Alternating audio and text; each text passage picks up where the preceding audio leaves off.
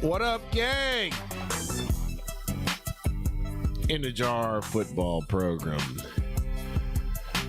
Episode 172, I believe. My name's Clark Dupree, and I'm your host here on In the Jar football program. And we've got a lot to talk about today. I'm a bit sniffly, so just be warned. It's a beautiful Monday. We're starting off the week good over here. Our featured discussion today: will college football form a super league, a super conference? We'll get into the details of that. Some sad news today that we'll probably start the episode with. Sad news from this weekend. Joey Aguilar not returning to Tennessee to play quarterback. We'll figure out what's going on there. Some basketball discussion. Kansas Jayhawk Darryn Peterson being talked about in the media today. We will unpack what the rest of basketball season looks like for him, and we'll get a little behind the scenes on the NFL Combine. When I was going to bed last night, I started to realize I try to start nasal breathing when I go to sleep, and I realized that there was a little bit of blockage in my nose last night, so I made sure I taped my mouth. That's a really daunting thing to do when you're first starting it, is taping your mouth when you go to bed. I remember I brought that up to somebody who would have proclaimed themselves as a health expert. They said, tape your mouth at night? No, that's dangerous. You could pass out. You could this, you could that. This guy was sure he knew everything. And I said, Google it, brother. Google it. Sure enough, Google machine proves me right. And the know-it-all shut his mouth. But I was a little sniffly last night. A lot of times they say when you tape your mouth every night for a while, you can train your body to breathe nasally on its own at night. And so I had stopped putting on tape at night a lot of the time because I trained myself. But last night I was like, damn, I'm breathing through my nose. It's sniffly. I don't want to breathe through my nose, so I tape my mouth. And, you still wake up with the sniffles this morning. But I can't imagine what kind of sniffles I'd be having if I was mouth breathing through the entire night last night. So, yeah, if I'm sniffling into the mic at all, that's why. I don't know what it is. Everybody's getting COVID and stuff, but yeah, I'll probably sound a little different too. But welcome to the show, guys. Make sure you smash that subscribe button. And if you're not sold yet, hang around for a little bit. You'll probably be sold. Bare minimum, double tap that screen, like the episode here. And if you don't do either, don't let your door hit the ass on. Damn, I botched it. Don't let the door hit your ass on the way out. I got tight knees today, man. I'm a little pissy. I got a little bit of congestion going through my nasal passage right now. Look, guys, we got to talk about Rondale Moore today. We got to remember Rondale Moore. This is tough to talk about. This is something that really hit me hard over the weekend. Rondale Moore is a native of Louisville, Kentucky, about 45 minutes from where I grew up. Played for the Trinity High School Shamrocks, the most dominant high school football program in the history of Kentucky.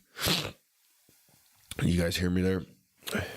And I was really, really saddened to hear the passing of Rondale Moore. Rondale Moore was somebody who I got the chance to watch play for the Arizona Cardinals during my time living here in Phoenix. He was a guy that a lot of folks enjoyed watching at Purdue. And he was a fellow that died of a self-inflicted gunshot wound at age 25 over the weekend. A guy that to everybody else in the world probably seemed like he had it all. You've made it to the highest level of what you do. And in football, that happens to bring a lot of fame, clout, pays well. And A.J. Brown talked about this sometime last week. I saw a clip of A.J. Brown talking about this, that just because you're in the NFL, just because you have money or fame or whatever you define success to be,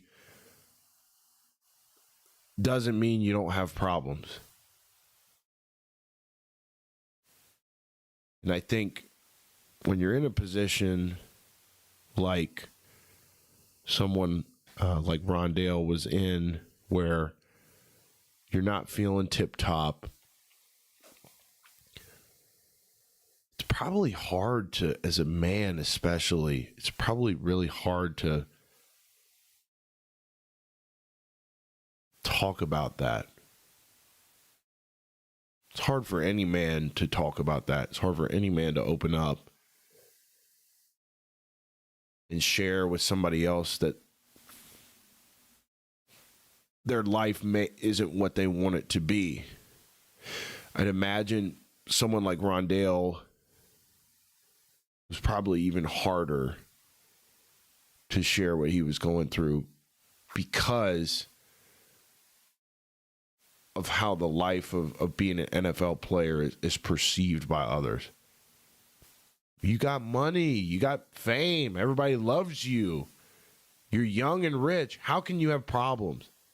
That's how a lot of people think, and I think that's how Rondale probably imagined people would respond if he shared what he was going through with them. It's brutal, man. It's absolutely brutal. And, you know, I really only started watching Rondale Moore play football when he was a pro.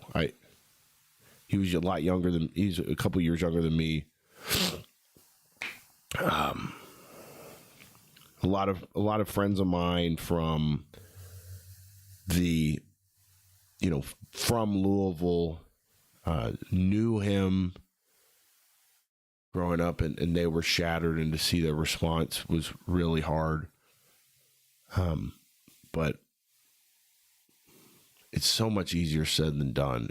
I mean, everybody who's talked about this that I've listened to on a podcast or wherever just shares the simple wisdom you would say of like, you know, if you're a guy, and I'm not making fun of this, like this is real, but it just kind of seems cliche at this point. It's like, if you're a guy and you're having problems, like reach out to somebody, you know, call a hotline, you know. It's just not that easy. I'm not advocating the action that Rondale took by any stretch of anything. I'm not advocating it, but it's a lot harder. Like, I've had mental health issues before, you know.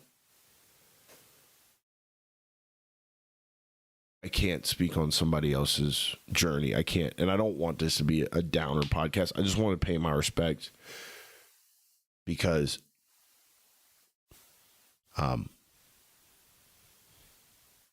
just goes to show, man, like you can to everybody else, you can have it all. And it might even make your plight harder that you have it all in the eyes of everybody else, because when you want to share that you're having a hard time, and I've never been in the position of Rondale Moore. I've never had fame. I'm not rich yet. You know, and as a man, I still find it very uncomfortable to share it, even with my closest friends, that I'm having a hard time.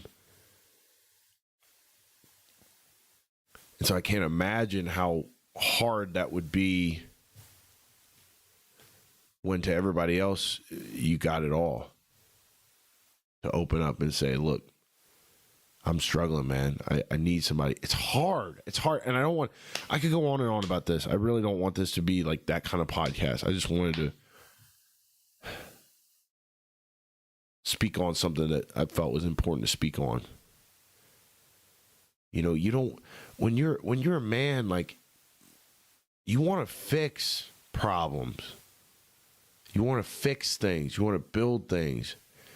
And a lot of times when you're having a hard time internally, you feel like sharing it with somebody as a man is going to add weight or add something to somebody else's plate. And as somebody who builds, fixes, like, you never really want to do that.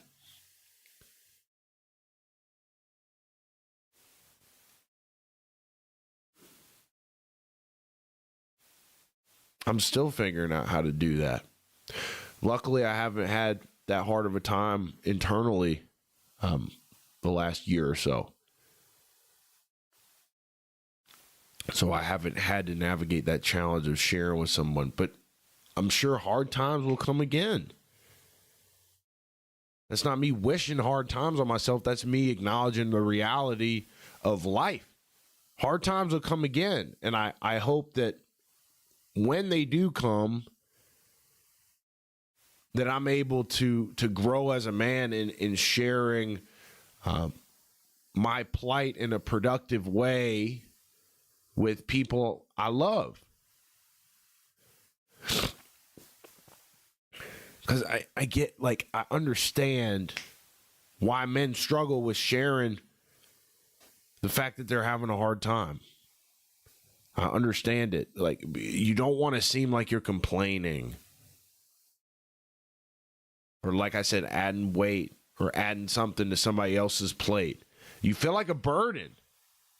You know, that's something that women have that I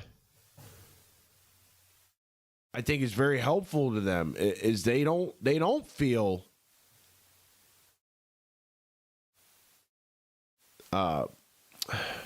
apprehensive to talk with each other about how they're feeling about stuff.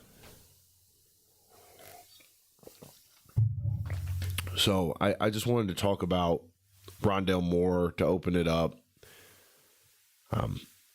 It really hits you hard, man. It really hits you hard to see a fellow soldier go down, let alone to a self-inflicted, in a self-inflicted manner. It's really tough. I hate to, you know, I don't hate to start the podcast off like this. I think it's an important thing we're talking about here, but,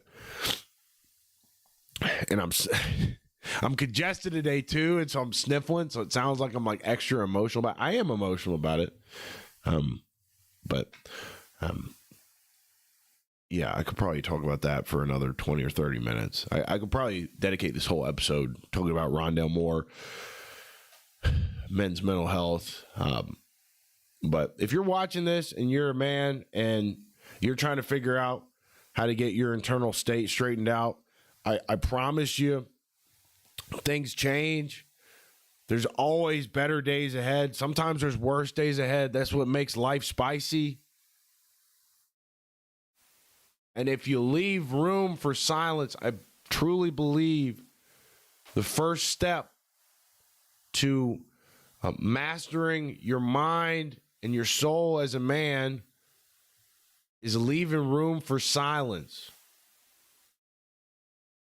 Taking time to be alone, taking time and effort to monitor your thoughts, your behaviors. A lot of people do that in different ways. For me, my life started to change, or my internal state started to change significantly when I began my meditation practice 4 or 5 years ago. Cold water has been a huge factor in bringing me and my nervous system back to baseline. Hard training and having fun training hard in a sport I love, jiu-jitsu, mixed martial arts, completely monumental. And then you throw in the community aspect of it. The friends I've made, that's a big part of it. Journaling your thoughts, kind of freezing your thoughts in time. And then over time, you start to accumulate journals and journals of your thoughts from particular days, and you're able to look back on it. You're able to reflect on it. You're able to highlight insights, action items, things that you hope to do.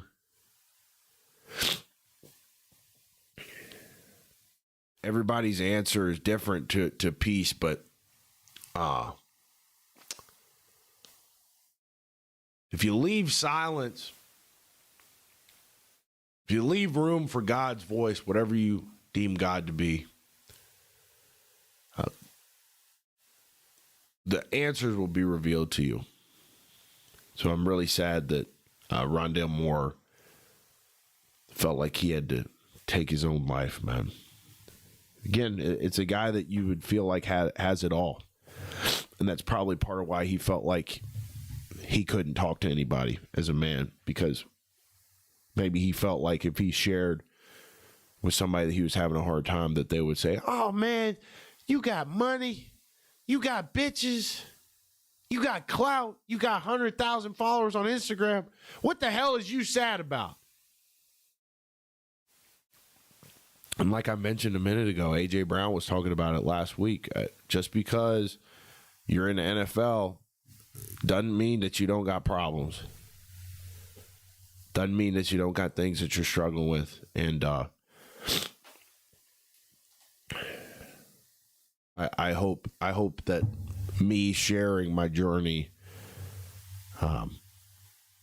if it even helps one person, then I'm happy with that. Okay, let's move on from Rondale Moore. Rest in peace, man. I mean, it's really weighing on me. But we cannot control the actions of others, and we have to just be at peace with the course of things. Okay, Joey Aguilar, Tennessee quarterback. You know, I posted a clip about Joey Aguilar and his eligibility last week. I said that he was mid. I said that it didn't matter if he returned to Tennessee or not, because Tennessee is going to continue to be a mid program. And I knew when I posted that I was going to get some nasty comments. Tennessee fans are very online. They're very, let's say, prickly when you talk bad about their program, even though they haven't won a national championship since 1998 with T. Martin, who's now like I can't remember what T. Martin's doing. He used to be the quarterback's coach at Kentucky for a long time when I was a kid. I'm sure he's old enough now where he's probably able to be in administration or something. But that's the last quarterback to win a national championship for Tennessee. Okay. And these Tennessee fans, they got really mad. They always get really mad. I don't know what's in the water down there that makes Tennessee fans think that they're a blue chip football program, but there's something. And unfortunately for them, some of them might see it this way. Some of them might be happy about this. Joey Aguilar is the first player to have his eligibility requests denied. He lost, and he's not going to appeal it, so it's set in stone.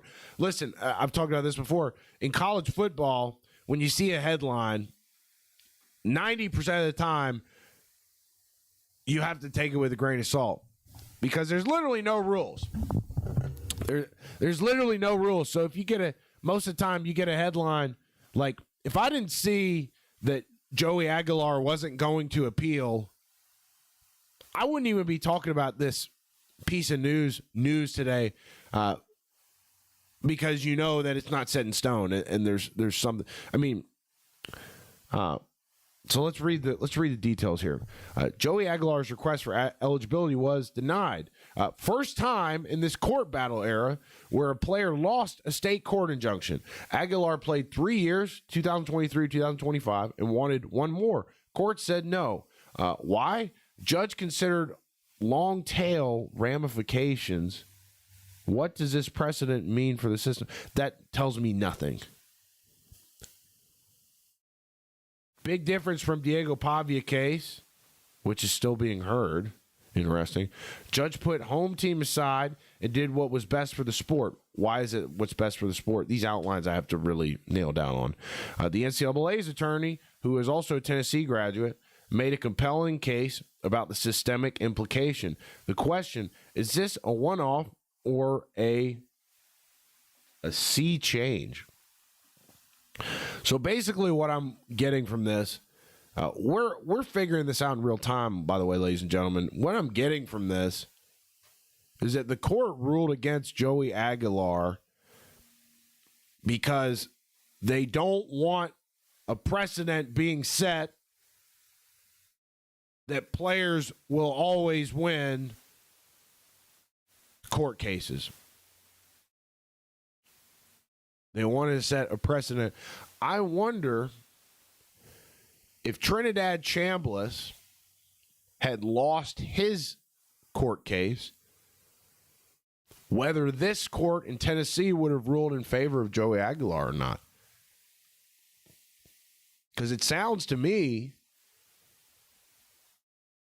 that part of the reason why this court ruled against Joey Aguilar in terms of him being eligible for the 2026 season is that they didn't want to set a precedent of players batting 1,000 against the courts or against the NCAA in court. Interesting thing to look at. So, we read all the facts. Long tail ramifications. All I can think of when we're talking long tail ramifications is players have won every single case so far, and so we need to set a precedent that doesn't always happen. This might be really unlucky for Aguilar in Tennessee if Tennessee was in fact tied down to the idea that Aguilar was going to be their quarterback in 2026. So his eligibility gets denied. He's not going to appeal, so that is supposedly set in stone. Again, college football, the infrastructure of it is such a joke that every time something like this happens, I'm hesitant to even talk about it. Because these clowns that run college football right now just have no power, no authority. But they're so convinced, they're so sure that they have power, that they have authority, and their egos somehow continue to be the size of the Sears Tower in Chicago, or whatever the hell that thing's called these days.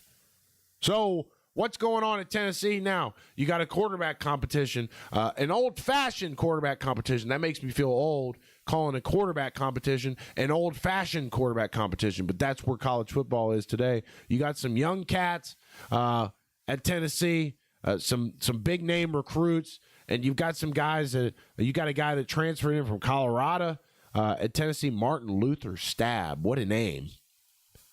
Backed up Shadur Sanders for a couple years at Colorado. Tennessee's got Texas at home, Auburn at home. Somebody verify this for me. Arkansas away, Alabama, A&M away, LSU at home, Georgia Tech on the road, Vandy. All tough games. Look, I'm going to clip farm for a second here for all my Tennessee fans out there. As long as Josh Heupel, or however the hell you say that last name, as long as Josh Heupel is the head coach of the Tennessee Volunteers, you guys aren't going to be in contention. I'm sorry. I think some Tennessee fans feel that way. I mean, just look at the guy. Does he look like an alpha? Does he look like he commands a room like Kirby Smart? Or hell, even Lane Kiffin? Come on. Look at the guy. Tennessee is going to continue to be mid with that guy at the head coaching position. That's all there is to it. And I know it sounds like I'm trying to rage bait Tennessee fans right now. I think a lot of them will agree with me when I post this clip. You got to get him out of there. Josh Heupel looks like he's the head coach at Colorado State or something. He's not an SEC bigwig. He's not sitting at the table with Kirby or Lane Kiffin or even fucking Sarkisian. He's just not.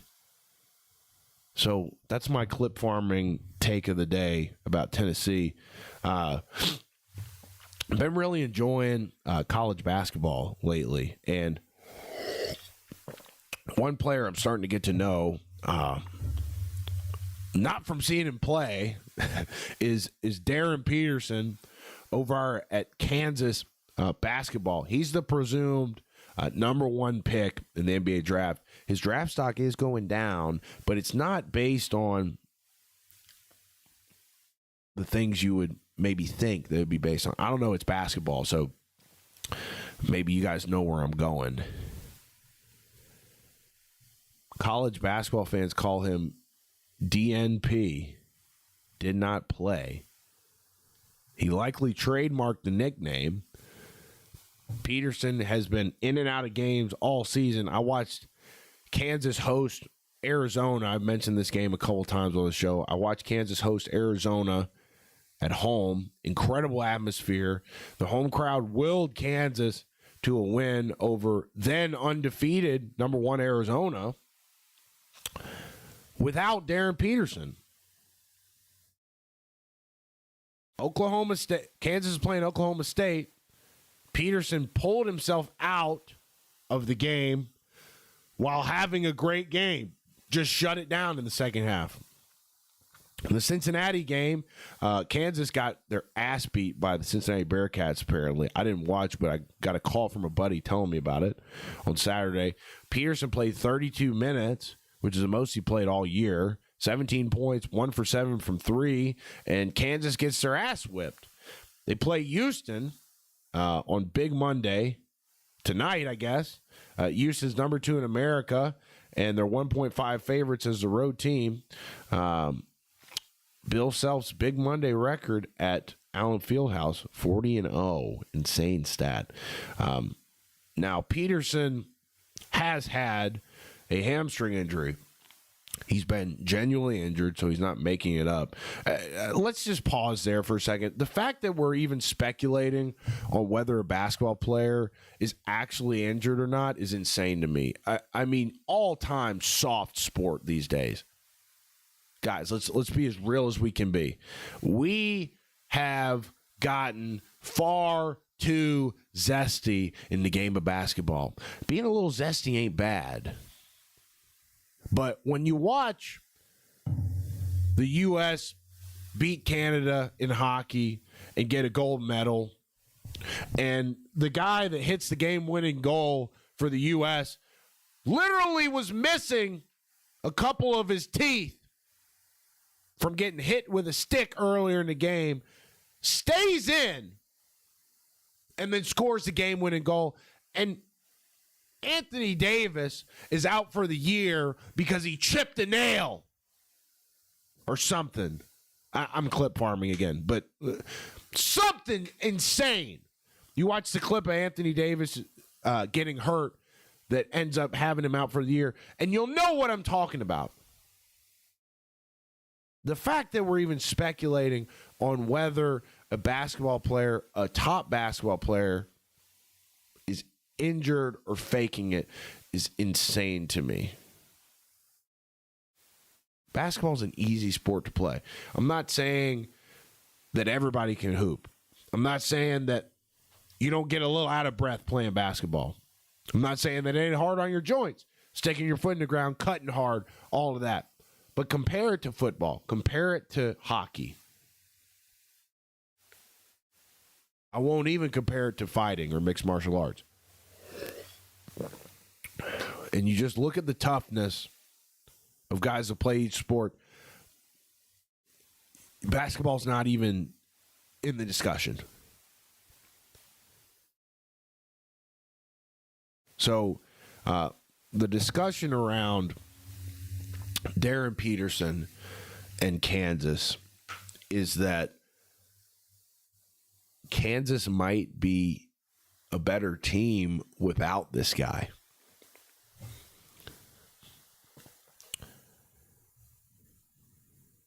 When Peterson is playing, Kansas's offense does not flow naturally.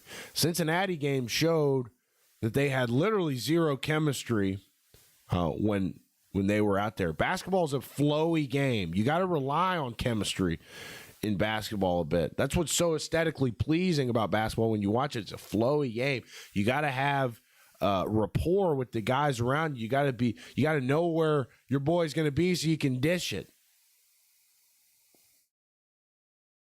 And the team is seemingly much better without this guy. So is that a testament against the guy? Or what? I remember I think it was Duke. And it was either oh God, I have examples of this historically in my brain, but they're just not clicking right now. There was a time where Duke had, maybe it was Kyrie Irving. I think Kyrie Irving played like 8 games in college or something. Still ended up being a one and done one overall pick. And I'm pretty sure that season, I can't remember what season that was. It was early 2010s maybe. I remember watching Duke that year, though, and having a conscious recollection in my brain that when Kyrie Irving was out there, that Duke wasn't as good that year. And it's a chemistry thing.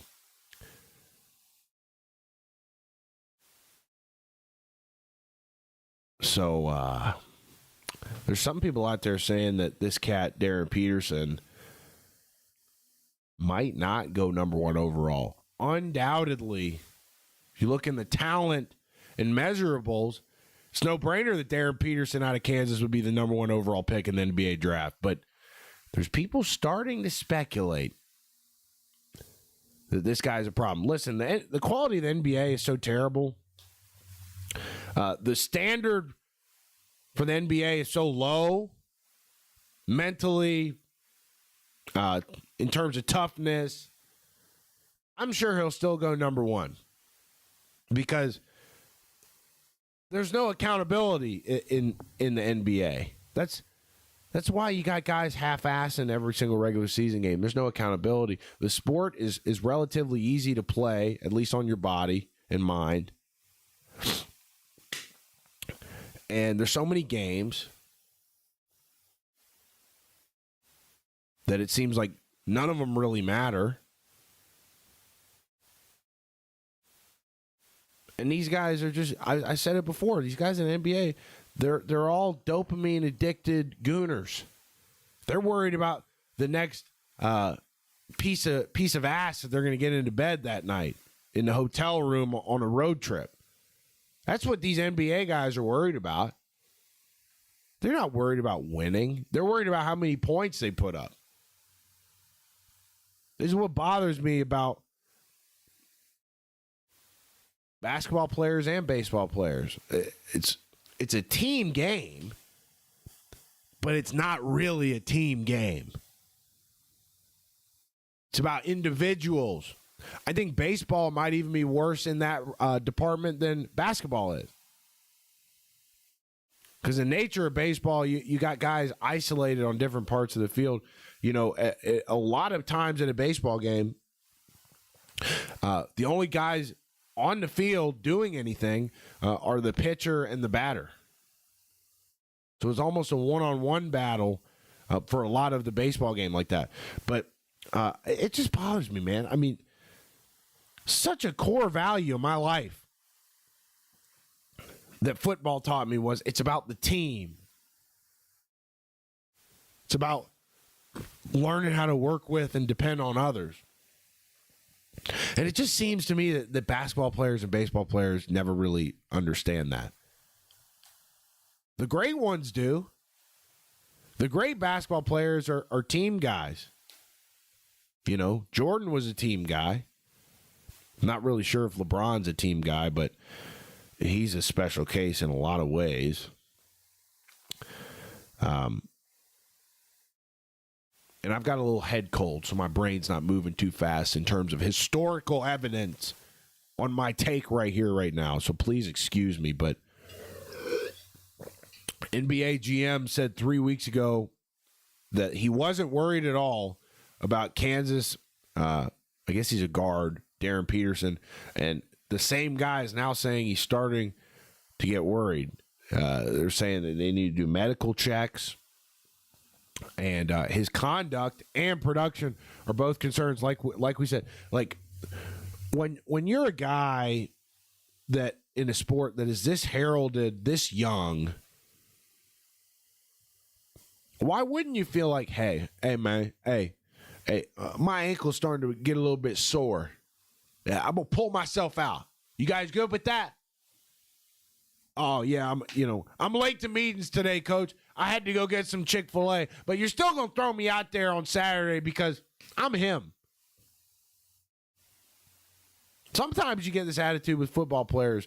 With great teams in football, that attitude gets weeded out real fast. It doesn't matter how good you are. Sometimes it does. If you're like an insane talent, coaches will put up with more from you. I never got that luxury. Okay, I was a white walk-on. Okay, I never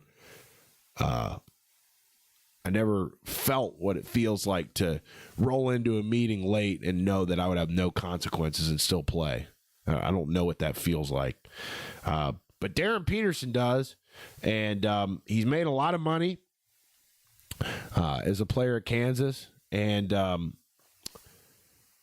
if you paid all this money for a player and he makes your team worse, what do? Sit his ass down? Coach's job is to win games, not satisfy the biggest paycheck on your team. So you got a guy named A.J. DiBonzo at BYU. BYU's got a good program this year. Highest paid in college basketball, and that guy's playing his ass off all the time. No slowdown. And Cameron Boozer at Duke, Carlos Boozer's son. That's insane that we're getting to a point in time where I watched Carlos Boozer my whole childhood, and now his son is at the forefront of the college basketball world. If Peterson goes out tonight versus Houston and scores 20, plays well, the narrative's going to change. I think Kansas will get the win against Houston tonight. There's just something that tells me it's past experience. I watched their home crowd literally will their way to a win against Arizona, and it's literally the exact opposite of Kentucky and their home crowd. Here's the thing about Kentucky basketball. You can't call yourself a blue blood program anymore, guys. You can't. until your home court becomes one of the toughest places to play in America, again, which it's far from. In fact, I would, pound for pound, Rupp Arena might be the easiest place to play for opposing teams in America. Pound for pound. You got 24,000 seats. No excuse. Okay? You got Mitch Barnhart, head and ass. Luckily for that athletic program, he's retiring soon. I can't believe he's able to walk out on his own terms based on how far back he set that athletic program, especially with NIL matters. All he did for 2 years is la, la, la, la, la, la, la. It's not changing. It's not changing. It's not changing. And he screwed him. Kentucky has no excuse. None.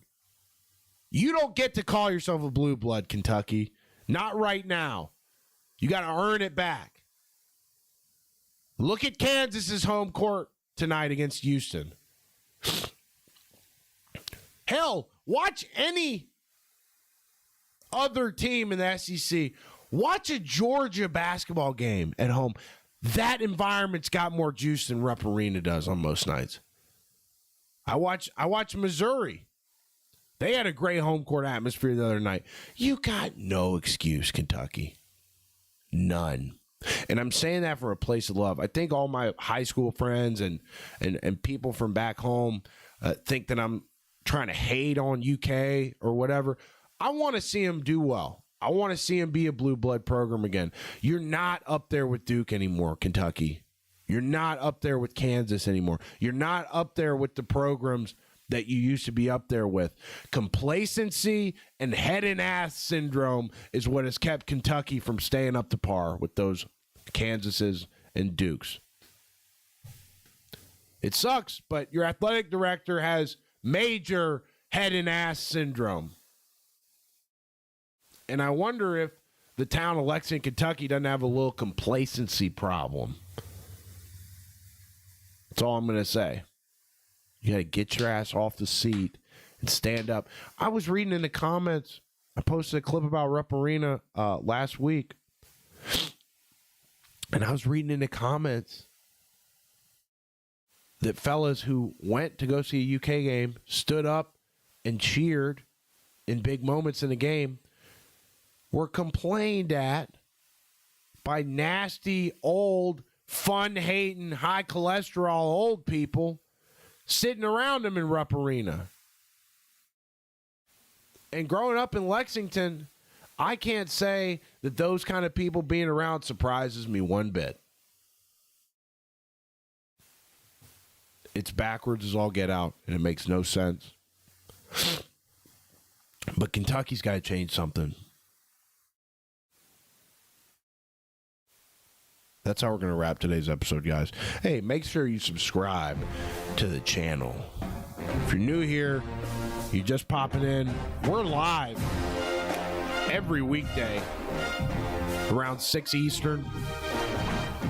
This week, you're probably going to see an earlier episode on Thursday, and we are not going to be live Friday. I am going to Florida for a friend's wedding. And that's what this week's going to look like. But on a normal week, Monday through Friday, 6 p.m. Eastern, I got to update the goddamn audio episodes here soon. Those things catch up to you quick. So if you want to listen to some old episodes, audio only, listen to this podcast while your phone's locked, head to Spotify, Amazon Music, any audio platform you can think of, we are on. And don't know if I've got much else for you guys. Rest in peace to Rondale Moore. Hope Kentucky basketball can continue to improve, and I hope we covered all the things that you guys were hoping to hear us talk about today. And that's just that. Make sure you subscribe. Make sure you like the video. If you're just popping in, you can watch the replay on the channel. We're also live on Kick and Twitch if you prefer those platforms. We'll be here tomorrow. We'll be here Wednesday. We'll be here Thursday morning, I would presume. And then Friday, we will not be here this week. So plan accordingly. I know there's people sitting on the edge of their seat waiting for In the Jar to go live again. Appreciate everybody in here supporting the channel. Love you guys. I'm going to head to jiu-jitsu nowadays, even though my knees are tighter than a damn sailor's knot. All right, peace.